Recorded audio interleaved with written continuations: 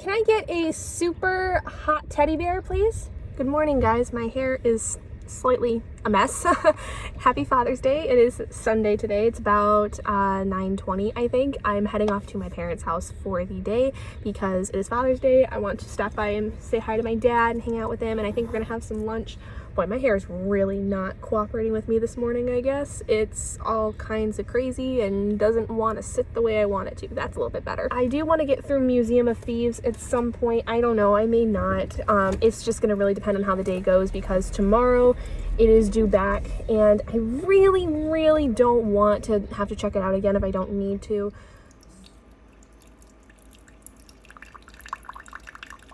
Hello everyone, it is Monday. It is currently now 12:50 in the afternoon. I finished up eating my lunch here and I just had a meeting with Adri going over HouseCupathon stuff. We are now in the last full week of the readathon. We will be having the live show this coming Saturday, which is pretty exciting. I totally didn't even realize that this was the last full week of the month. Currently, as averages stand, Hufflepuff is still in last place, but we're slowly catching back up to Gryffindor. I'm really proud of what Hufflepuff has done. I have a lot of people that have submitted several books. I think that I'm just really proud of seeing how many books everybody has been reading because it is astounding. Like, I have one person who has read, I think, close to 20, if not more than that, maybe almost 30 books, which is really awesome. That is really cool to see.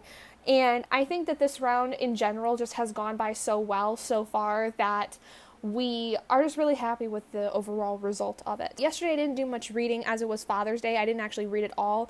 I was going to pick up Museum of Thieves, but then at about midnight last night, my copy got sent back to the library, so I kind of just decided not to read that this month. I may wait to pick that back up until probably August because July I'm going to be focusing on very specific books where I'm not going to be doing anything for my Stephen King reading series or library lottery pick or random TBR. I'm not going to be participating in the Newts, I don't think.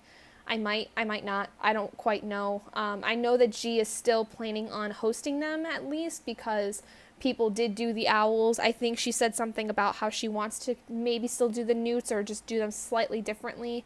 But I don't think I will be participating in it off the top of my head just because I want to focus on other stuff. I wanted to start The Stand by Stephen King, which is a very hefty book. This book is over 1,000 pages. It is heavy as all hell. It is actually, in this version, 1,153 pages. So what is going to end up happening is that when I complete this one, because this is basically, I think, going to be my last book for the month, I'm going to get this one done before the 30th. This is for my petrified prompt, which is to read a book that intimidates me. It is also kind of for the flying car prompt, which is to read a book that has a journey involved in it, and this is all about a journey of sorts. Like, this is about two characters in a post-apocalyptic world having to basically figure out what to do, and they go on this journey to find out what is going on. Today and this week has been a little busy. In my work, we have someone new joining our team, and so this week is going to be a lot of onboarding and training sessions.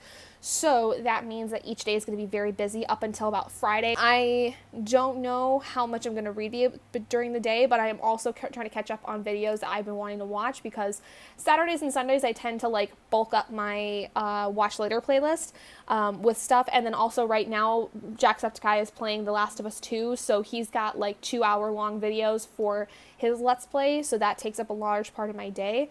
And so I like listening to the videos as I work because it makes the day go by a little bit better. Once I get to my 2 hours to myself, I will be getting through the first probably 100 pages or so of this, depending on how fast I can get through them because I don't know how dense the material is going to be. This is kind of Stephen King's very first like epic story that focuses in a post-apocalyptic world. The rest of his story is kind of focused on some supernatural elements.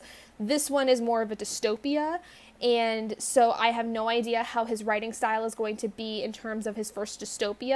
So those of you who may not know, my desk chair that is currently at my desk, which is like over by my office stuff, the chair is old and it doesn't want to like stay up. Like, there's the lever that lets you like raise or lower the seat, and that I think broke.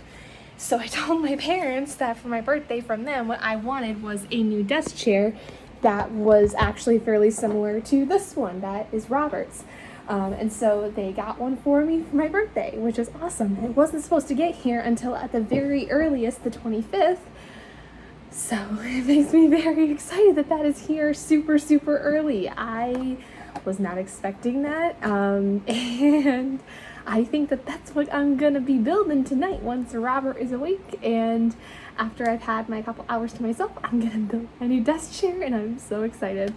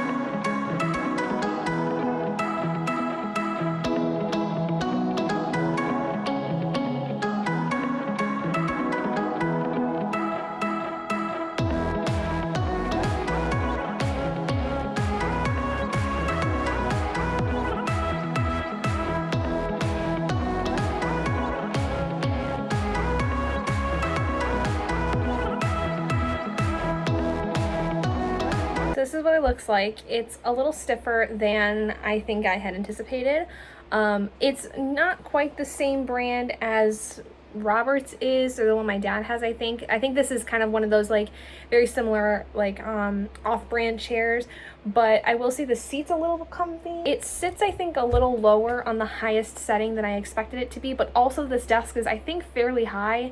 It's much taller, I think, than the desk in the office is, or it's like slightly bigger. I'm not quite sure, but you know, I'm not complaining. This is actually a pretty decent chair. This will at least make it easier for me to, you know, sit at my desk and stuff like that. And if I, you know, properly sit up straight, it's not too bad of a ergonomic adjustment for me, which is the big thing. That was kind of why I needed a new chairs, because this one back here, the ability for it to stay in a like higher position, like when you're able to use the, what do they call it, pneumatic system that basically lifts and lowers it, that broke. Like, it will not stay up for long periods of time, and if anytime I sit down in it, it would lower, especially if I like plopped myself into it. For now, I am going to stay in the office when it comes to doing my work stuff, because I do like that setup more. I like having the monitors there, and I like having the bigger monitor for my work stuff. So I think I still am going to be working in the office, but I am happy to now have a new desk chair for my actual filming stuff and, you know, working on videos and working from my personal laptop. Not too bad. I'm actually really impressed that I did it all by myself, because usually this would have been like a two-person project, and I did it all by myself with nobody helping. So I'm proud of myself. I can never build anything correctly, because if you look behind me, one of my bookshelves, see this little itty-bitty portion that looks like wood?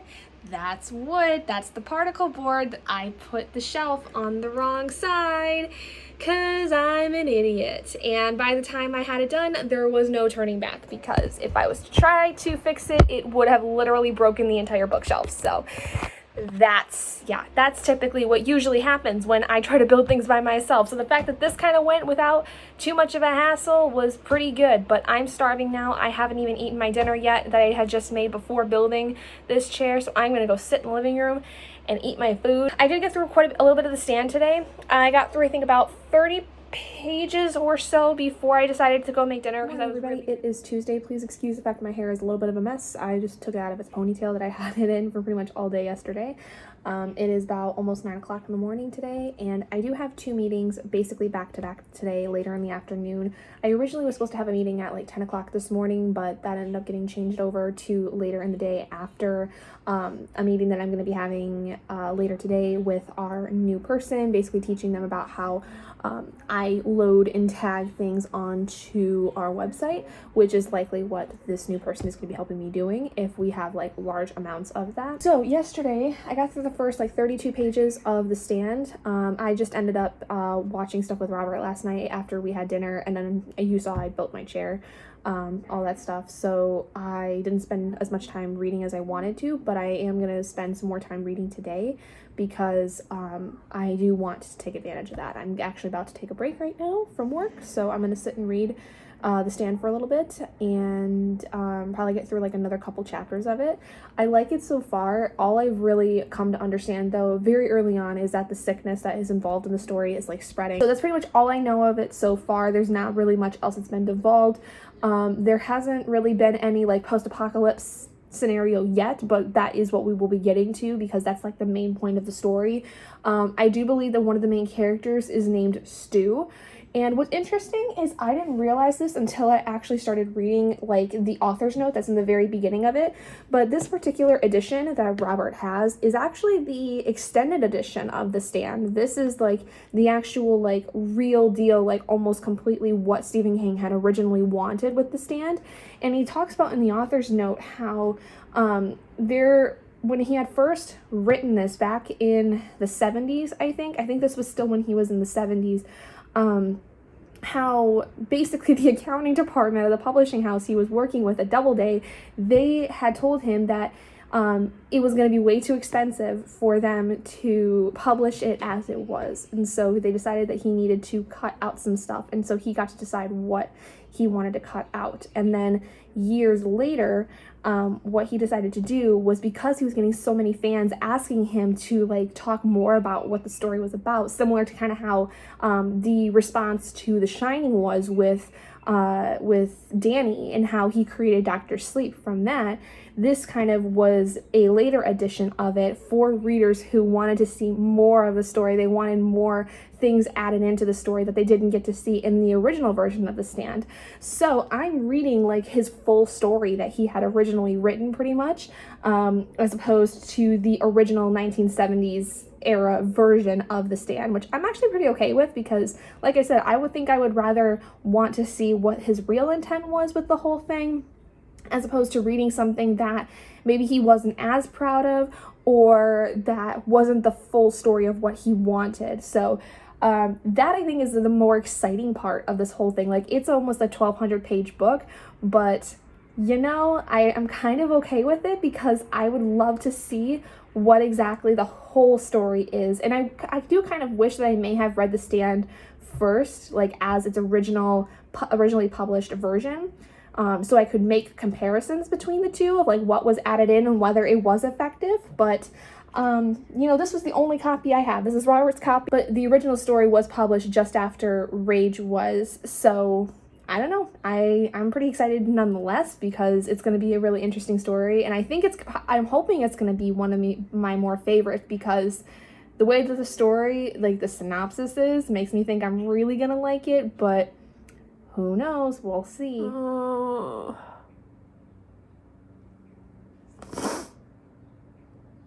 It's 10:48. I have a meeting in just about 10 minutes. And I just sat here and had a very slight emotional breakdown. I just feel very unsure of what's happening right now. I've been feeling the last few days that everything's just moving by so fast, and it's all super hazy.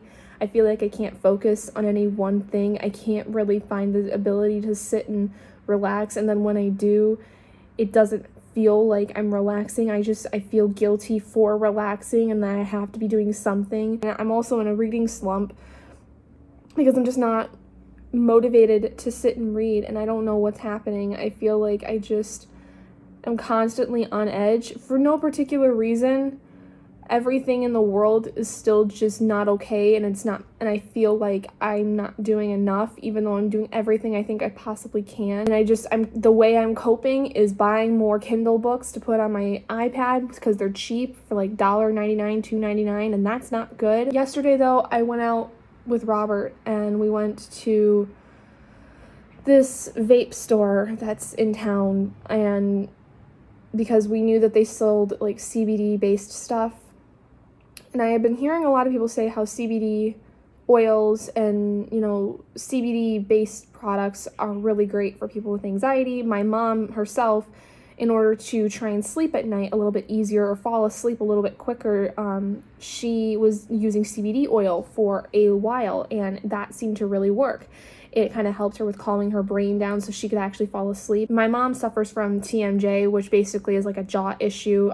She clenches her jaw a lot and has had issues with it in the past, and that part of the reason why I am the way I am is because I kind of developed her level of anxiety and her stress over the course of my life. Like, it's just something that kind of got passed to me, is the constant worrying and, you know, all these things. And I also like pick at my face a lot, because it's one of my like manifestations of like my anxiety is like I'll pick at my fingers, like I'll scratch like my nails across the pads of my fingers. I pick at my face a lot, or if there's like little bumps on my arms, I'll pick at those. It's nothing that, it's like a subconscious thing. I can't really help it, but that's like how I, in a sense, kind of show my anxiety. Like when I'm feeling anxious, those are like my 3 telltales, and that's something that Robert has very easily picked up on, and I was doing them a lot yesterday. And so we decided to go to the store to get these CBD capsules that are like, they're just like pills basically, and you take one every day. And it's supposed to help with relaxing you and helping with relieving stress. And I took one yesterday, and this is the first time I've ever done anything with it, and I got a very low dosage. because I know that with CBD, when you're first starting out, you have to take a low dosage, otherwise you will be zonked out completely. So I got the 10 milligram capsules. So it's not very much, it's a very low dosage, but because I've never used it before, it did hit me a little harder than I expected, but it wasn't to the point where like I just passed completely out. I just, my body felt a little heavier. It's kind of a downer in a sense where you feel relaxed. You felt, the way I kind of experienced it was I was watching a video on YouTube, and I had eaten my dinner, and then after I ate, I took the pill, which I think kind of intensified the effects of the CBD, because it was being digested with my food. And so how I felt was I felt very relaxed. I wouldn't necessarily say I felt apathetic. I just, I felt like I didn't want to move. I didn't want to like do anything. I just wanted to basically lay down. And I felt a little sleepy, but not to the point where like I actually wanted to sleep. It was just like, you could feel like a little tired almost. And so that was really nice. But then what kind of happened was my brain likes to play on me a lot, where if I feel relaxed, I feel like I'm, not doing things I'm supposed to, like I feel guilty about it kind of thing. And that did pop up, but I feel worse about it weirdly enough today than I did at the time. And I don't know why. My brain just doesn't like me right now, and it's affecting the way I see myself.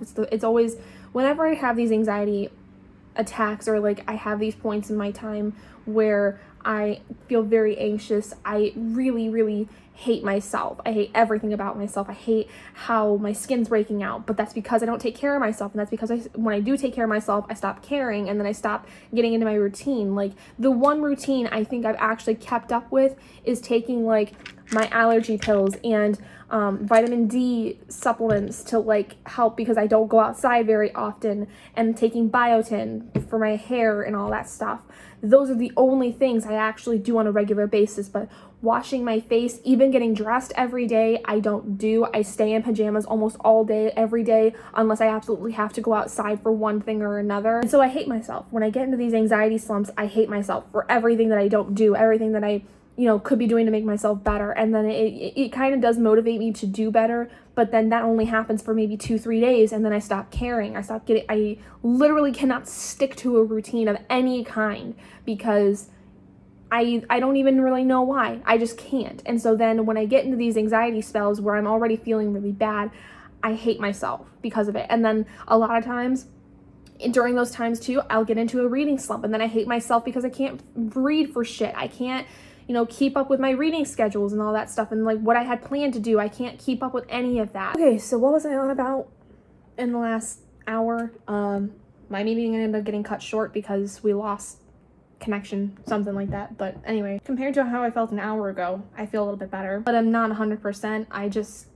I think I'm hitting a wall right now. My brain is telling me bad things about myself, and truthfully, talking in that last clip I think helped a little bit, because it kind of just vented a lot of the frustrations I'm having with myself. And really, I think talking to you guys about something that I don't really talk about very often.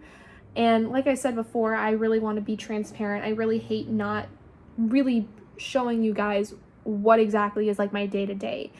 And part of that, it's not really day-to-day, but there are a lot of times where I don't like myself, where I don't like anything about myself, and I'm hard on myself, and I make myself feel bad because, I feel like I'm not good enough and all these things. It's a very, very constant cycle, and I'm not really on medication for it, but there's a lot of days where I feel like I should be, because even just going to places that I really like, I get very anxious.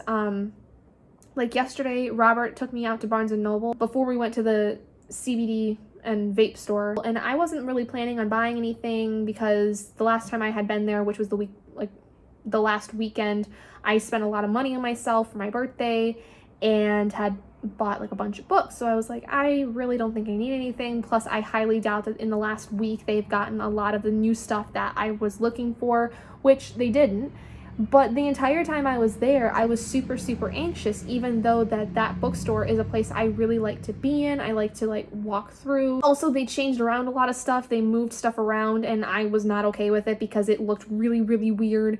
It was very different than how it was before the pandemic had hit, that I was very jarred. I mean, it was like that when I went to go buy those books that I had bought, not this past weekend, but the weekend before. But for some reason, it hit me harder that everything was moved around. It just made me feel very uncomfortable. Because I knew I wasn't buying anything there, like, it almost felt weird to be there, and so I felt very anxious. Because if I'm there, it's because I'm buying something in particular. I don't go there usually just to browse. So I got very anxious for some reason being there and not buying anything. And so the way I coped was I bought like 7 or 8 books for my Kindle that were like $1.99, $2.99. I really need to like not do that. That's not good. And then the whole day I was not feeling my best. I just was really anxious. For no particular reason. I just think that I'm in a spiral right now that I typically get into at least once every few weeks. It's getting to the point though where I feel like I might need to start taking some kind of medication, like from a doctor, because it's becoming more frequent and I don't know why. I don't know what necessarily is triggering it. I know that there's a lot of triggers that are happening to me now with like the pandemic and the Black Lives Matter movement. Like, just my overall fear for the world in general is a huge trigger, because it just makes me angry, really, the way things are going. And then because I get angry, I think about it all the time, and then I get very anxious. And I think that that's been one of the big things, but I also don't want to say that that's the thing that's happening, because I don't know for certain if it's just that or if it's something else. What I will say is that even though I feel like crap most days, and I feel like I can't ever have my head on straight, I feel like I can't focus, I feel like I can't really do anything except fizzle in my own juices of anxiety. That was a really weird phrase. I am lucky enough to have a partner like Robert who does everything he possibly can to try to help me with that, whether that is getting me tucked into bed with my book, or having me watch YouTube videos to take my mind off things, making dinner, cleaning up around the house. Like, he really does everything he can think of to make me feel better. He takes me outside, he makes me go out and do something to just take my mind off things. He'll bring me foods that make me comfortable. Like, a lot of times my comfort food is sweets. I have a massive sweet tooth, so my comfort food is like cookies and candy and chocolate, and he will get me those things when I'm not feeling my best, because he knows that those are things that bring me kind of a little bit of a happiness boost. It's just, I feel very privileged to have a partner like that. They're not only able to find things that will make me feel better, or at least make attempts to try to make me feel better, but also that they're very tuned in to when I'm feeling anxious. Like, he has picked up on so many of my cues when it comes to me feeling anxious, and when he picks up on that, it is like instantaneous. He's like, what do you need? What do you want me to do? And he always leaves that to me, because he doesn't know always what is going to make me feel better. He can make attempts, but he always asks, is there something you need me to do? What can I do to help? And truthfully, a lot of the time is I just want him to hold me, because that is something that is very comforting. Physical touch is one of my big love languages. That is how I show love. That is how I communicate to people, is through touch. And so he knows that even though it's not his love language, he knows that that is how I can be comforted, is by him rubbing my back, him hugging me, holding on to me and cuddling me. Those are ways that he knows will help me feel better, because that kind of touch, that kind of very close connection, that intimacy kind of thing, that is something that I really need when I'm feeling anxious. It makes me feel safe. It makes me feel, very closely connected to the person that I'm with. And so a lot of times if food doesn't help, because food's a really big thing too, holding me is another really big thing, and he has to like figure it out. Like, sometimes it's a puzzle, but a lot of times he just asks me, and I will tell him, what do I think I need help with? And even if I don't know, he'll be like, okay, well, what if we do this? What if we do this? And if those don't work, then he can kind of like go down a checklist kind of thing. I just feel privileged to know that I have somebody like that in my life that is willing to help me and is constantly trying to make me feel better, because he knows that I hate feeling like this. He knows I hate feeling like I have no control. Truthfully, I do feel better right now. Like I said, I feel a lot better having just sat and spewed out my thoughts and what I'm feeling and all these things. So I think that today might end up going by a little bit better now. But I am very hungry, so I'm gonna go make some lunch, and I'm gonna sit and watch the newest episode of Jacksepticeye's Last of Us 2. Hello everybody, it is Thursday. It is now about almost 10 to 2 in the afternoon. As you can tell, I feel a lot better today than I did yesterday. I actually got dressed today for work, which doesn't usually happen. Last night I had a better night than I did during the day. I can feel I'm getting a headache though now just by talking, because I think we're supposed to get some thunderstorms here again pretty soon, or rain at the very least, and so I can kind of feel a headache forming right here. It also might be because I've been having to do a lot of talking today, because I had, let's see, 3 meetings back to back to back, and then I had another meeting after my lunch, which was about half an hour. So I've had 4 meetings today, almost back to back, which was not fun. I hate days like that. It's very, very annoying, but it's whatever. I don't have much really to do today because I have to wait for people to give me information that I need before I can do anything. Yesterday, I did not get through any more of the stand. I'm thinking that I'm just going to take my time with it. I may even put it off at the end of the month once I get into July, so I can focus on my other books. It's not that I don't like it, it's that I'm in a bit of a reading slump, unfortunately. Today though, besides reading, I actually do want to get to read more of the stand today if I can, but I have a lot of stuff I want to do today. Robert and I are going to be cleaning up the house a little bit today. Ryan is going to be gone for a few days. He's gone off to go hang out with a friend that lives quite a ways away, so he's going to be going to hang out with them for a couple days. I called a florist in my hometown that I wanted to book a appointment with for like not the day before the wedding, but the second to last day before the wedding, to do bouquet builds with my bridesmaids and my maid of honor. So I'm getting that taken care of. Today I also want to have Robert and I pick out the style for the invitations that we're going to be sending out for our save the dates and for the reception. We kind of have it set up where we are only asking so many people to come to the actual ceremony, because we only have so much space that's available, and then like everybody else is going to be able to come to the reception. Anyway, so that's kind of my plan for today. I also need to pay my phone bill and also take out money to the realtor for July's rent. So that is my plan for the day. I have a lot of stuff to do. I also want to post a picture on Instagram. I want to get back into posting on my Instagram a little bit more often. Hello everybody. So I haven't really talked to any of you guys in about, well, probably a day or so. Truthfully, I haven't really done any reading at all in the last several days because I've had a reading slump. I had a little bit of a mental breakdown, mental health issue earlier this week, as you saw. And that's kind of the result of it, is I have hit a reading slump, and that's okay. We have a few days, we have a little bit less than 5 days left of the readathon. I am not by any means going to be finishing the stand by the time the month ends.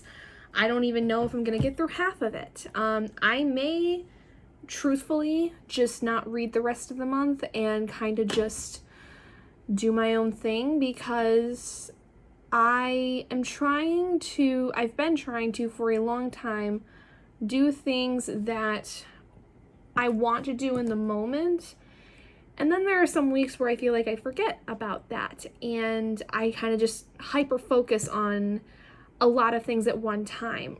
And what I've been doing the last couple of days is not hyper focusing on a lot of things that are going to take all a bunch of time, but doing like smaller things that, you know, they do add up in a sense, but it feels more like one big thing as opposed to several big things. Pile those onto all of these other things that I feel like I absolutely have to do that I don't. And it can be very overwhelming. I'm basically deciding that, you know, whatever I feel doing in the moment is what I want to do in the moment, and I have to go with that, because if I don't, I am going to sit and focus on so many other things that I don't want to do. Like, for instance, when I first got finished with work, I immediately just crawled into bed to snuggle with Robert for about half an hour because that's what I felt like I wanted to do. I rested a little bit, didn't sleep very much, but I did rest a little bit, which made me feel better. And then from there, I got up, I decorated my plan for July, and then I decorated my bullet journal spread for July as well. I finished that up, so that was really nice. That took me probably about an hour to do both, and it was very, very nice. It was very therapeutic. It just, it was something I wanted to do in the moment. And then afterwards, by that time, it was about time for dinner, so I made dinner, and Robert and I sat and watched a couple episodes of The X-Files, because we're getting back into that again. We basically restarted from, season 2, because season 2 was kind of, the point where both times I've tried watching it, I ended up, falling off at some point. I think we're, halfway through season 2 now. I think we've reached all of the episodes that I had watched previously. My point being, though, that, today I basically just did a lot of stuff that I wanted to do in the moment, and I did that yesterday as well.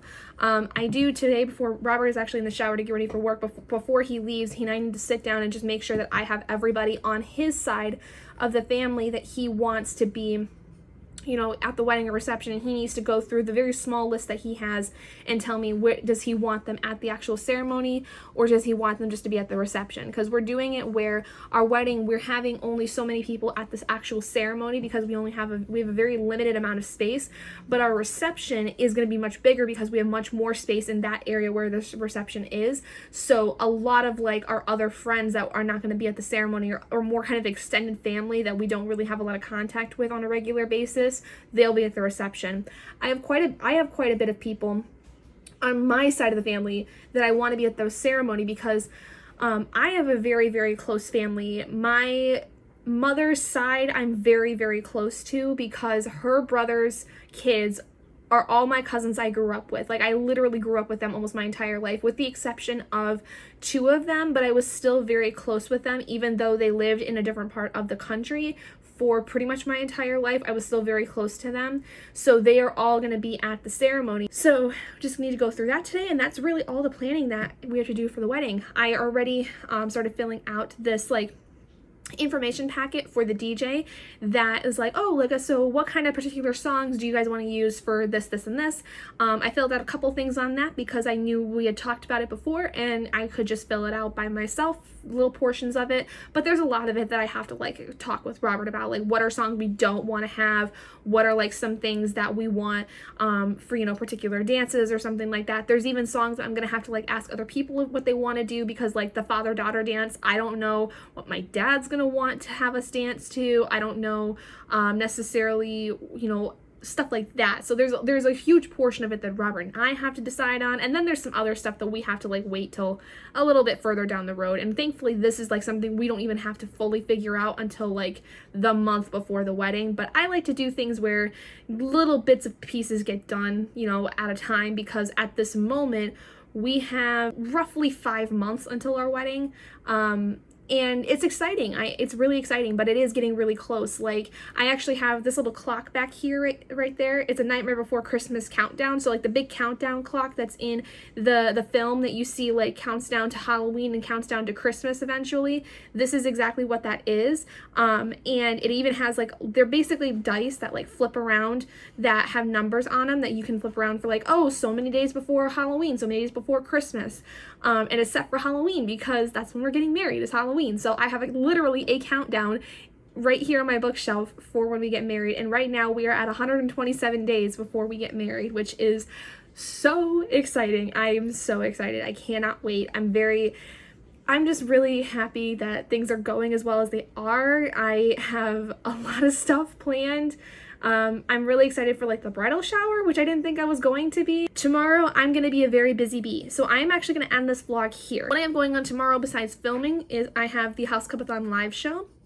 And then I'm doing some stuff around the house. So I'm not going to really have much to film tomorrow at all. I'm going to just basically be doing my normal Saturday stuff. It's probably not going to involve much reading because honestly I'm in a slump and I have no drive to read at the moment. And I'm in a point where I know that if I let myself stop reading for a few days, that come the beginning of July, when I go to do my other big reading thing that I'm going to be doing for July with my authors of color, LGBTQ authors, mental health books, and trans and non-binary authors, I am going to have much more motivation to read for that than I am now, because I am in a reading slump, but I know myself to where if I just give myself a few days to like cool off and kind of calm down from everything that's been happening, I will have that drive again by the beginning of the month. So that's what I'm gonna do. It's what I'm gonna plan on. So I don't even really know if I'm gonna have a vlog for the end of the readathon. I may.